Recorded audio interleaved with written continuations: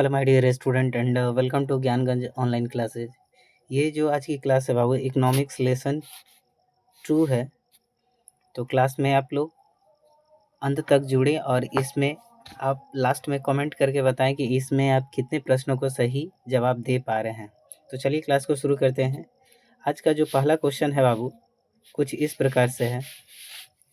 Question ये है कि सकल घरेलू उत्पाद में किस क्षेत्र का योगदान सर्वाधिक होता है? प्राथमिक क्षेत्र, द्वितीय क्षेत्र, तृतीय क्षेत्र, इनमें से कोई नहीं। अगर देखिएगा तो सकल घरेलू उत्पाद में सबसे ज़्यादा जो योगदान होता है वो आपका तृतीय क्षेत्र में होता है। किसका होता है? तृतीय क्षेत्र में। तृतीय क्षेत्र में क्या शामिल होता है? तो जितना भी सेवा क्षेत्र होता है, जैसे में एक शिक्षक के द्वारा पढ़ाना या टेलीकॉम सर्विस जो हम लेते हैं वो तृतीय क्षेत्र के अंतर्गत आता है। द्वितीय क्षेत्र में कल कारखाना आएगा और प्राथमिक क्षेत्र में कृषि से संबंधित पशुपालन इत्यादि हो जाएगा। अगला क्वेश्चन दिया है कि निम्न में से किसमें मूल्य ह्रास का मान शामिल नहीं होता है? जीडीपी, जीएनपी, एनएनपी की इनमें से सभी। तो दो का सही आंसर क्या हो जाएगा? एनएनपी। एनएनपी का मतलब क्या होता है? Net national product. और जीडीपी तो ग्रॉस डोमेस्टिक प्रोडक्ट होता है। अगला क्वेश्चन दिया है कि निम्न में से किसमें मूल्य ह्रास का मूल्य शामिल होता है?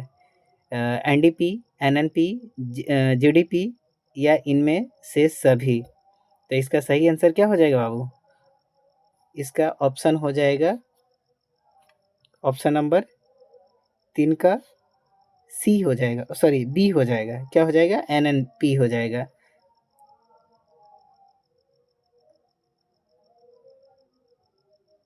अगला क्वेश्चन दिया है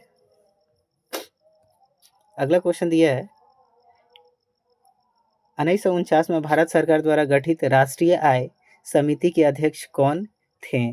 पीसी महाबुलोनोमिस, दादाभाई नौरोजी, की स्वामीनाथन, की कुजन सेठ। तो इसका सही आंसर क्या हो जाएगा? इसका सही आंसर हो जाएगा ऑप्शन नंबर आपका ए हो जाएगा, पीसी महालनोबिस। अगला क्वेश्चन दिया है कि गरीबी रेखा निर्धारण हेतु कैलोरी मापदंड किसके सुझाव पर निर्धारण किया गया था? तेंदुलकर समिति, लकड़वाला समिति योजना की रंगराजन समिति। इसका सही आंसर क्या हो जाएगा बाबू? तो इसका सही आंसर हो जाएगा लकड़वाला समिति। अगला क्वेश्चन दिया है कि राष्ट्रीय आय को कुल जनसंख्या से भाग देने पर क्या प्राप्त होता है? सीमांत आय, कुल आय, कुल बचत की प्रति व्यक्ति आय। तो इसका सही आंसर क्या हो जाएगा?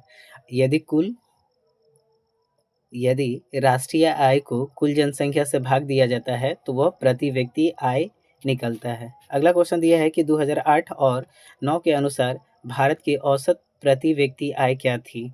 तो इसका, हालांकि ये पुराना डाटा है, इसको याद करने की ज़रूरत नहीं है। इसका सही आंसर हो जाएगा 25,494 हो जाएगा। अगला क्वेश्चन दिया है कि स्वतंत्रता पूर्व भारतीय अर्थव्यवस्था थी क्या? कृषि प्रधान, व्यवसाय प्रधान, उद्योग प्रधान की दोनों, उपयुक्त में से सभी। तो इसका सही आंसर क्या हो जाएगा? स्वतंत्रता पूर्व भारत की जो अर्थव्यवस्था थी यह कृषि प्रधान थी। अगला क्वेश्चन है कि फूट डालो और राज करो की नीति किसने अपनाया था? अंग्रेजों ने, व्यवसाय प्रधान, के उद्योग प्रधानों ने, कि उपयुक्त तीनों। तो इसका सही आंसर हो जाएगा अंग्रेजों ने फूट डालो और राज करो की नीति अपनाया था। अगला क्वेश्चन दिया है कि अर्थव्यवस्था के कितने प्रकार होते हैं? 2, 3, 4 या 5। तो 10 का सही आंसर क्या हो जाएगा? ऑप्शन नंबर बी हो जाएगा, यानी कि 3 प्रकार के होते हैं, प्राथमिक, द्वितीयक और तृतीयक हो जाएगा। अगला क्वेश्चन दिया है अंग्रेजों ने भारतीय अर्थव्यवस्था का क्या किया था? दोहन किया, पोषण किया, शोषण किया, कि ए एवं सी हो जाएगा। तो इसका सही आंसर क्या हो जाएगा? ऑप्शन नंबर डी, यानी कि अंग्रेजों ने भारतीय अर्थव्यवस्था का शोषण और दोहन दोनों किया था। अगला क्वेश्चन दिया है कि आज़ादी के बाद भारत में प्राथमिक क्षेत्र का योगदान क्या हुआ? बढ़ता गया, स्थिर रहा, कि घटता गया, कि ए और बी होगा। तो 12 का सही आंसर हो जाएगा कि यह आज़ादी के बाद प्राथमिक क्षेत्रों का योगदान घटता ही गया। अगला क्वेश्चन दिया है कि बिहार के किस जिले के प्रति व्यक्ति आय सर्वाधिक है? तो किस जिले की सर्वाधिक है? इसका सही आंसर हो जाएगा पटना, यानी कि पटना का प्रति व्यक्ति आय क्या हुआ? हमेशा बढ़ता ही गया, हालांकि बिहार में सर्वाधिक है। अगला क्वेश्चन दिया है, आर्थिक एवं मौद्रिक विकास एक दूसरे के हैं, क्या पूरक हैं, प्रतिरोधी हैं, कि व्युत्क्रमानुपाती है, कि समानुपाती है? तो इसका सही आंसर क्या हो जाएगा? ऑप्शन नंबर ए, यानी कि यह एक दूसरे का पूरक होता है। ऑप्शन नंबर ए हो जाएगा। अगला क्वेश्चन दिया है कि साहित्य की दृष्टि में विकास और वृद्धि में क्या है? अंतर है, कोई अंतर नहीं, कभी अंतर और नहीं है, कि उपयुक्त कोई नहीं। तो 15 का सही आंसर क्या हो जाएगा? ऑप्शन नंबर बी हो जाएगा, यानी कि इसमें कोई अंतर नहीं होता है। साहित्य की दृष्टि में विकास और वृद्धि में कोई अंतर नहीं होता है। अगला क्वेश्चन दिया है कि सतत विकास क्या है? सतत विकास क्या है? अपने तथा आने वाली संतान का केवल, कि केवल अपना, केवल दूसरों का, उपयुक्त में से कोई नहीं। तो 16 का सही आंसर क्या हो जाएगा?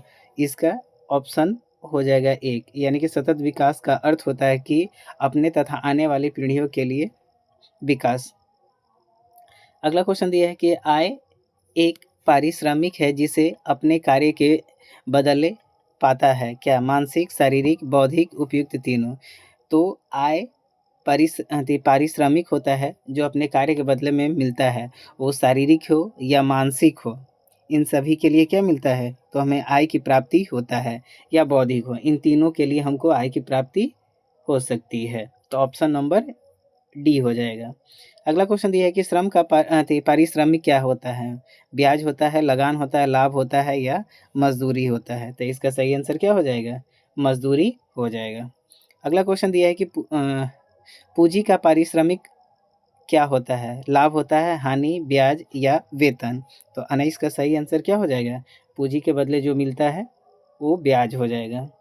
अगला क्वेश्चन दिया है कि पूंजी का पारिश्रमिक, तो पूंजी का पारिश्रमिक ये ब्याज ही हो जाएगा। अगला क्वेश्चन दिया है कि गरीबी गरीबी को जन्म देती है, यह कथन किनका है? प्रोफेसर पीगू का, मार्शल का, रेनर नॉक्स का, कि जॉन माउंट का? तो 21 का सही आंसर क्या हो जाएगा? ऑप्शन नंबर सी, यानी कि रेगा नर्स के द्वारा कहा गया था कि गरीबी गरीबी को जन्म देती है। विकसित राज्यों में ऊंची होती है, क्या? पूंजी, निर्माण दर, प्रति व्यक्ति आय, कि सेवाओं का मूल्य, कि उपयुक्त तीनों? तो यहाँ पर देखिएगा, विकसित राज्यों की ऊंची होती है वहाँ के लोगों के प्रति व्यक्ति आय जो होती है यह ऊंची होती है, यानी कि ऑप्शन नंबर आपका बी सही हो जाएगा। अगला क्वेश्चन दिया है कि राष्ट्रीय आय के अंतर्गत शामिल होता है, क्या? वस्तुओं का मूल्य, वस्तुओं और सेवाओं का मूल्य, कि सेवाओं का मूल्य, इनमें से कोई नहीं।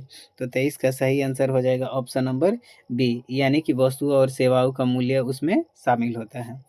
अगला क्वेश्चन दिया है कि कुल उत्पादन एवं उत्पादन में किए गए खर्च का अंतर क्या कहलाता है? प्रति व्यक्ति आय, सकल घरेलू उत्पाद, की कुल घरेलू उत्पाद, की शुद्ध राष्ट्रीय आय? तो इसका सही आंसर क्या हो जाएगा बाबू? शुद्ध राष्ट्रीय आय कहलाता है। अगला क्वेश्चन दिया है कि राष्ट्रीय आय समतुल्य होता है किसके? उपभोग, व्यय और विनियोग के योग, की उपभोग, व्यय और निर्माण का गुणनफल, की उपभोग, व्यय एवं विनियोग के अंतर, की उपभोग, व्यय और विनियोग व्यय के भाग के बराबर होता है? तो 25 का सही आंसर क्या हो जाएगा? ऑप्शन नंबर ए हो जाएगा, यानी कि उपभोग, व्यय और विनियोग के योग के बराबर होता है।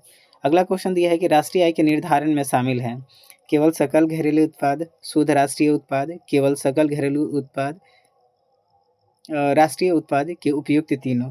तो 26 का सही आंसर हो जाएगा, इसमें तीनों को सम्मिलित किया जाता है। अगला क्वेश्चन दिया है कि राष्ट्रीय आय का अनुमान सर्वप्रथम किसके द्वारा कब लगाया गया था?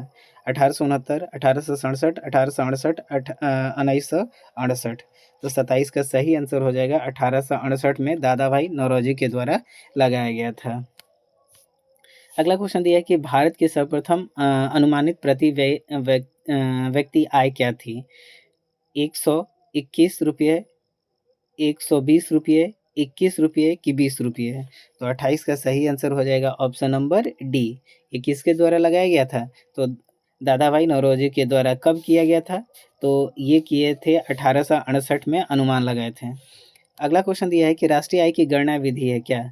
कौन सी विधि है? व्यवसायिक गणना विधि, उत्पादन गणना विधि, मूल्य योग विधि, की उपयुक्त तीनों? तो 29 का सही आंसर क्या हो जाएगा? उपयुक्त तीनों विधि इस्तेमाल किया जाता है। अगला क्वेश्चन दिया है कि केंद्रीय सांख्यिकी संगठन की स्थापना, यानी कि CSO की स्थापना कब हुआ था? 1950, 1954, 1956, 1960? तो इसका सही आंसर हो जाएगा 1954 में CSO केंद्रीय सांख्यिकी संगठन की स्थापना किया गया था। Option number B.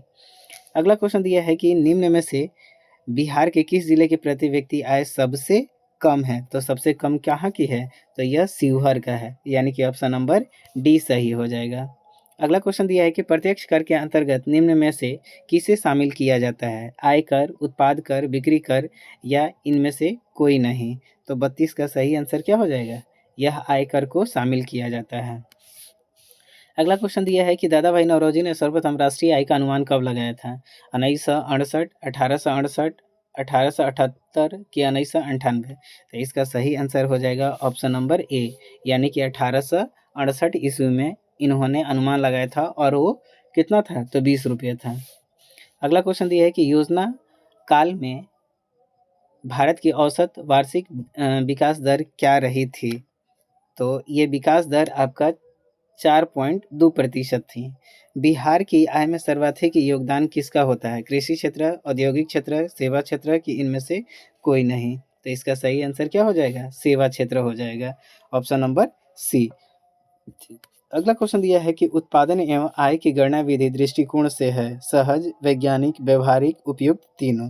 तो इसका सही आंसर क्या हो जाएगा बाबू? उपयुक्त तीनों हो जाएगा, यानी कि ऑप्शन नंबर क्या हो जाएगा? डी सही हो जाएगा। बिहार की अर्थव्यवस्था में प्राथमिक क्षेत्र का मुख्य अंग है क्या? निर्माण, कृषि, परिवहन या व्यापार? तो अगर यहाँ पे देखिएगा, कृषि बिहार की अर्थव्यवस्था में प्राथमिक क्षेत्र के अंतर्गत क्या हो जाएगा? तो यह कृषि हो जाएगा, ऑप्शन नंबर क्या? बी। क्या हो जाएगा? Option number B. 38 नंबर जो क्वेश्चन है, y बराबर सी प्लस आई फार्मूले को किसने बताया था? प्रोफेसर केन्स, प्रोफेसर फिशर कि प्रोफेसर मार्शल कि प्रोफेसर पीगू? तो इसका सही आंसर हो जाएगा प्रोफेसर केन्स के द्वारा इस फार्मूले का निर्माण किया गया था, बताया गया था। अगला क्वेश्चन है कि राष्ट्रीय आय का अर्थ क्या होता है? सरकार की आय, सार्वजनिक उपक्रमों की आय, पारिवारिक आय कि उत्पादन के साधनों की आय? तो 40 का सही आंसर क्या हो जाएगा? ऑप्शन नंबर 39 ना? तो इसका 39 का सही आंसर हो जाएगा ऑप्शन नंबर डी, यानी कि उत्पादन के सभी साधनों का ये आय होता है। अगला क्वेश्चन दिया है कि भारत के किस राज्य के प्रति व्यक्ति आय सर्वाधिक है? बिहार, चंडीगढ़, हरियाणा, गोवा? तो इसका सही आंसर हो जाएगा कहाँ का? गोवा का हो जाएगा। भारत में वित्तीय वर्ष कब से कब तक को कहा जाता है? 1 जनवरी 31 दिसंबर कि 1 अप्रैल से 31 मार्च कि 1 सितंबर से 31 अगस्त तक कि 1 जुलाई से 30 जून तक? तो इसका सही आंसर हो जाएगा ऑप्शन नंबर डी, यानी कि 1 अप्रैल से 31 मार्च तक को वित्तीय वर्ष कहा जाता है। अगला क्वेश्चन दिया है कि भारत में राष्ट्रीय आय की गणना कौन करता है? केंद्रीय सांख्यिकी संगठन के, रिजर्व बैंक ऑफ इंडिया की, वित्त आयोग की, राष्ट्रीय विकास परिषद? तो 42 का सही आंसर हो जाएगा ऑप्शन नंबर ए, यानी कि CSO केंद्रीय सांख्यिकी संगठन के द्वारा राष्ट्रीय आय की गणना की जाती है। और बैंकों का बैंक किसको कहा जाता है? रिजर्व बैंक ऑफ इंडिया को कहा जाता है। अगला क्वेश्चन दिया है कि भारत की राष्ट्रीय आय का सर्वप्रथम अनुमान किसके द्वारा लगाया गया था? तो ये दादा भाई नौरोजी के द्वारा लगाया गया था 1868 में। 1868 में 20 रुपया बताए थे। अगला क्वेश्चन है कि निम्न में से हमारे रहन सहन के स्तर को प्रभावित करता है? राजकीय आय, राष्ट्रीय आय, प्रति व्यक्ति आय, इनमें से कोई नहीं? तो इसका सही आंसर हो जाएगा ऑप्शन नंबर सी, प्रति व्यक्ति आय निर्धारण करता है।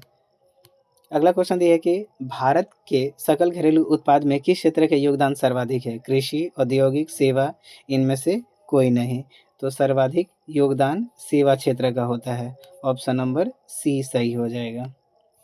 अगला क्वेश्चन दिया है कि गरीबी के कुचक्र की अवधारणा किसने किया है? प्रोफेसर मार्शल, किन्स, पीगू कि नर्क्स? तो 46 का सही आंसर क्या हो जाएगा? ऑप्शन नंबर डी, नर्क्स के द्वारा दिया गया था।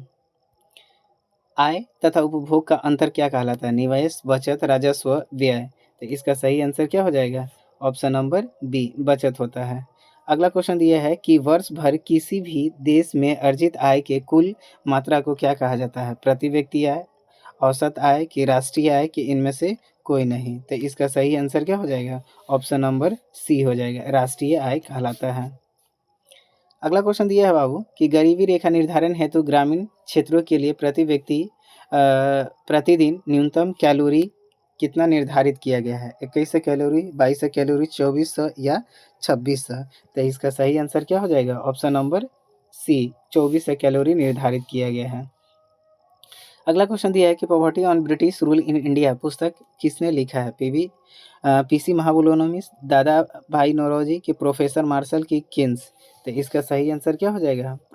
दादा भाई नौरोजी ने इस पुस्तक को लिखा था। अगला क्वेश्चन दिया है कि निम्न में से किस विधि के अंतर्गत उत्पादित एवं अंतिम वस्तुओं के मूल्य में जोड़ करके राष्ट्रीय आय की गणना की जाती है? तो राष्ट्रीय आय, प्रति व्यक्ति आय, मूल्य योग विधि की इनमें से कोई नहीं। तो इसका सही आंसर क्या हो जाएगा? इसका सही आंसर हो जाएगा ऑप्शन नंबर सी हो जाएगा। क्या होगा बाबू? ऑप्शन नंबर सी, मूल्य योग विधि हो जाएगा। Option number C. अगला क्वेश्चन दिया है कि 1921 में सरकार द्वारा गठित राजस्व आयोग के अध्यक्ष कौन थे? रहीमतुल्ला, जे एम किन्स, जमशेदजी टाटा की घनश्याम दास बिरला? तो 52 का सही आंसर हो जाएगा ऑप्शन नंबर ए, यानी कि इब्राहिम रहीमतुल्ला हो जाएगा। भारत के प्रथम औद्योगिक नीति की घोषणा कब किया गया था? 1949, 1956, 1990, इनमें से कोई नहीं। तो इसका सही आंसर हो जाएगा 53 का ऑप्शन नंबर ए, 1949 में औद्योगिक नीति की घोषणा की गई थी। सीपीआई का अभिप्राय क्या है? पर कैपिटा इनकम्स, पर capital incomes, per capita investment, पर कैपिटल इन्वेस्टमेंट? तो इसका सही आंसर क्या हो जाएगा? 54 का सही आंसर हो जाएगा option number A, per capita income. अगला क्वेश्चन दिया कि भारत का सर्वाधिक प्रति व्यक्ति आय वाला राज्य कौन सा है? तो इसका सही आंसर हो जाएगा गोवा, यानी कि गोवा के लोगों का प्रति व्यक्ति आय क्या होता है? सर्वाधिक होता है। देश की सीमा के अंदर एक वर्ष में उत्पादित सभी अंतिम वस्तुओं एवं सेवाओं के मौद्रिक मूल्य क्या होता है? सकल घरेलू उत्पाद, सकल राष्ट्रीय उत्पाद, शुद्ध घरेलू उत्पाद कि शुद्ध राष्ट्रीय उत्पाद? तो 56 का सही आंसर क्या हो जाएगा? ऑप्शन नंबर बी, सकल घरेलू उत्पाद। प्रोफेसर पीसी महालनोबिस की अध्यक्षता में किसका गठन किया गया था? केंद्रीय सांख्यिकी संगठन, मानव विकास सूचकांक, राष्ट्रीय आय समिति की योजना आयोग? तो 57 का सही आंसर हो जाएगा ऑप्शन नंबर सी हो जाएगा, राष्ट्रीय आय समिति। 58 का नंबर क्वेश्चन है, किस देश की मुद्रा रुपया है? भारत, नेपाल, पाकिस्तान की इनमें से सभी? तो इसका सही आंसर हो जाएगा इनमें से सभी हो जाएगा। 58 का डी हो जाएगा। भारत, नेपाल और पाकिस्तान में यहाँ की मुद्रा को रुपया के नाम से जाना जाता है। अगला क्वेश्चन दिया है कि भारत के सकल घरेलू उत्पाद जीडीपी में किस क्षेत्र के योगदान सर्वाधिक है? तो यहाँ पर भी क्या हो जाएगा? कृषि क्षेत्र हो जाए, सेवा क्षेत्र, सेवा क्षेत्र के योगदान सर्वाधिक है। अगला क्वेश्चन दिया है कि राष्ट्रीय आर्थिक विकास के जिस प्रक्रिया में समाज के सभी वर्गों का जीवन स्तर ऊंचा हो जाए क्या कहलाता है? सतत विकास, समावेशी विकास, आर्थिक विकास की इनमें से सभी? तो 60 का सही आंसर क्या हो जाएगा? ऑप्शन नंबर बी, इस प्रकार के विकास को समावेशी विकास कहा जाता है। अगला क्वेश्चन दिया है कि चक्रीय प्रवाह का संबंध निम्न में से किसका है? उत्पादन का है, आय का है, व्यय का कि इनमें से सभी? तो इसका सही आंसर हो जाएगा ऑप्शन नंबर डी, इनमें से सभी। अगला क्वेश्चन दिया है कि आय और उपभोग के अंतर को क्या कहलाता है? तो यह बचत कहलाता है। फिलहाल आज के लिए इतना ही, मिलते हैं एक नए वीडियो के साथ।